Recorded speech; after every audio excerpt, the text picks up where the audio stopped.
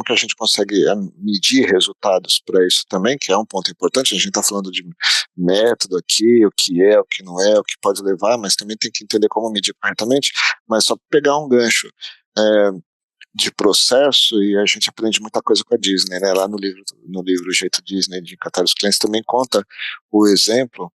Agora eu não lembro se é nesse livro ou no outro que eu li da Disney, mas enfim. Os parques, quem aí está nos assistindo, escutando, já teve a oportunidade de ir num parque da Disney, ele é extremamente limpo. É limpo. Mas não é limpo porque as pessoas são educadas. As pessoas é pessoa, ainda mais quando você recebe um lugar turista do mundo inteiro, né? Assim, não necessariamente as pessoas são educadas de ir lá jogar o lixo na lixeira. Mas, e também você não enxerga no parque da Disney pessoas recolhendo lixo. Aonde que era o problema? Qual que era a motivação do problema? O problema é, o parque está sujo, tem lixo, o lixo é ruim, a gente não pode tratar o lixo ali, mas um papelzinho no chão aqui, uma latinha ali e tal. Não pode tratar assim porque tem uma premissa por trás, que é o quê? Nosso propósito ali. A gente quer que o parque seja um ambiente de desconexão, o final feliz, onde a pessoa está ali, ela tem uma experiência que desconecta sonho, ela, né, da vida, é o sonho, né, onde o sonho se torna realidade, né? Então, assim, não pode ter lixo. A gente não sonha com um lugar gostoso, uma praia linda, maravilhosa, com lixo. Então não pode ter lixo. Então o lixo era um problema. Mas a gente não quer que tenha aqui, a explicação não quer que tenha aqui as pessoas lá recolhendo lixo, tá? Por quê? Porque não existe isso, né, nos ambientes do parque. Quando eu entro lá usar o Magic Kingdom de exemplo, que ele tem vários setores temáticos, você vai num lugar, tema do futuro lá, não tem o lixeiro vestido normal. As únicas pessoas que estão vestidas normais ali são os visitantes, não as pessoas do parque. E não vamos com gente recolhendo lixo. É a mesma coisa dos outros lugares. Como que a gente tira para não quebrar a magia?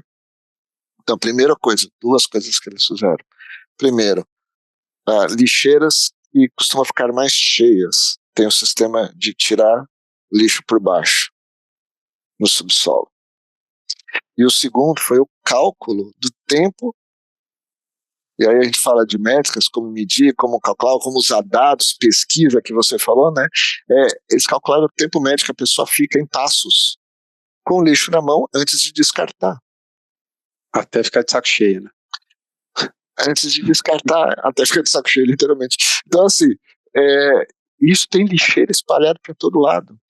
E a lixeira é integrada no ambiente, para não parecer o negócio de lixo só, né? Então, a lixeira espalhada para todo lado. Então, assim, ainda tem uma ou outra pessoas que jogam lixo? Tem. Tem gente que recolhe e você não vê? Tem. Você nem percebe. Como você não percebe segurança lá dentro, tem um monte. Você não percebe, está inserido ali no ambiente que você nem percebe, mas porque não é ostensivo, o lixo não fica aparecendo. E tem lixeira para todo lado, porque a grande maioria das pessoas joga no lixo. Está vendo o ambiente limpo? O ambiente limpo constrange as pessoas a manter o ambiente limpo. E quando você tem lixeira para todo lado, então tem comportamento humano aí sendo analisado também, né?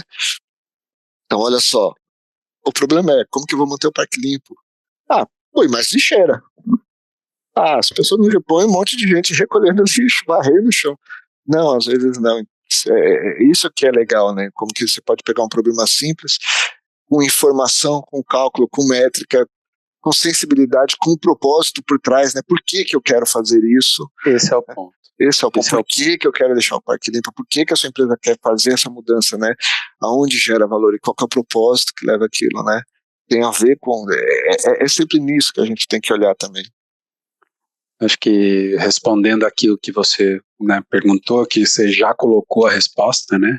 Como medir o sucesso de uma iniciativa de inovação? Depende do propósito que você está inovando. Tudo vai depender. Então, dependendo do que você quer alcançar, a Disney queria alcançar a limpeza no parque. Então, ela tem que medir se o parque está limpo ou não, né? Essa é a primeira métrica. Parece simples, mas a gente não precisa complicar as coisas. Não é porque eu estou inovando que a coisa tem que ser complicada, né?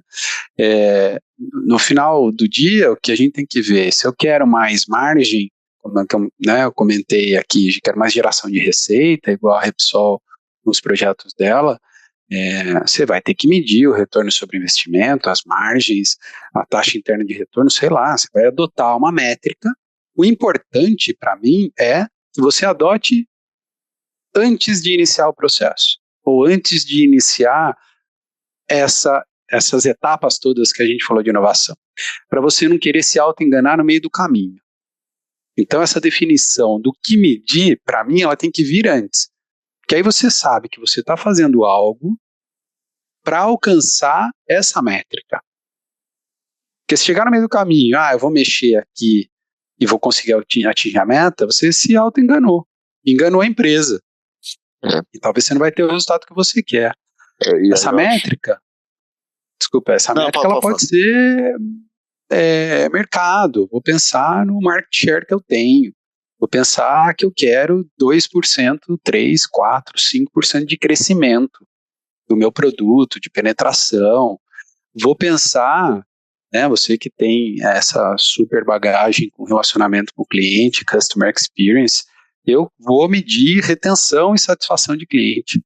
Pode ser, se for um projeto de inovação, mas que visa reter e satisfazer cliente, você tem que medir retenção e satisfação de cliente. Você não vai medir outra coisa. Vou fazer um projeto de impacto ambiental, social, de quero gerar emprego. Tudo bem. Você tem que medir isso. Para mim não tem segredo. A gente não tem que ficar reinventando a roda, mas tem que definir, bem definido, definir os prazos, porque também se você se propõe a fazer um projeto ad eterno, você nunca vai saber se deu certo, se não deu. Se você falar, eu tenho que fazer isso... MVP, né? Exatamente. Eu tenho que fazer isso em 6 meses e eu tenho que dar esse resultado, acabou. Foi porque lá atrás, você pensando friamente, você falou, se em 6 meses eu tiver esse resultado, eu alcançar esse resultado, faz sentido. É um projeto que faz sentido. Vou partir para o escalado. Você mediu o MVP. Depois que eu lancei, aí é um produto normal que você vai colocar as métricas todas que você imagina que você tem que colocar. Porque você já pensou isso também durante os testes todos que você fez. Isso eu acho que só para complementar o que você já tinha falado, que eu concordo também.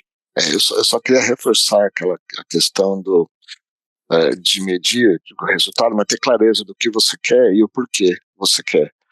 O que e o porquê da coisa, né? Então, usar o exemplo da Disney, o que eles querem, né? Querem o Parque Limpo. Mas por que eles querem o Parque Limpo? Não pode esquecer, porque senão a gente pode tomar a decisão de estou inovando, estou fazendo, mas pode eventualmente gerar o resultado do parque estar limpo, mas só que talvez ele esteja trazendo outras experiências ou outros resultados que são mais qualitativos, até difícil mensurar,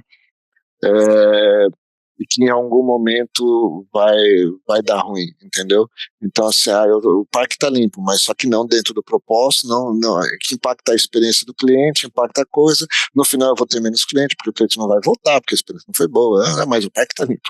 Então, assim, a gente tem que tomar cuidado, acho que a grande dica aqui tenha clareza do que você vai fazer, o que você tem que medir, isso é importante, e às vezes isso vai estar muito mais impactado ou menos com um propósito maior, o porquê daquilo, né?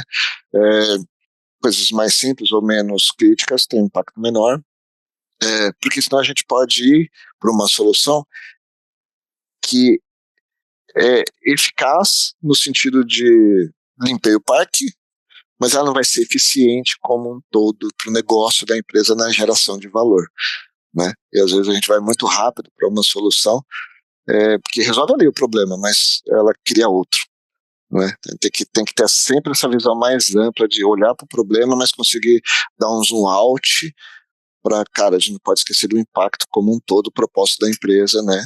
Aquilo, o impacto que aquilo traz, né? Isso é importante também, pelo menos costumo sugerir ter esse cuidado para as empresas. Sem né? dúvida.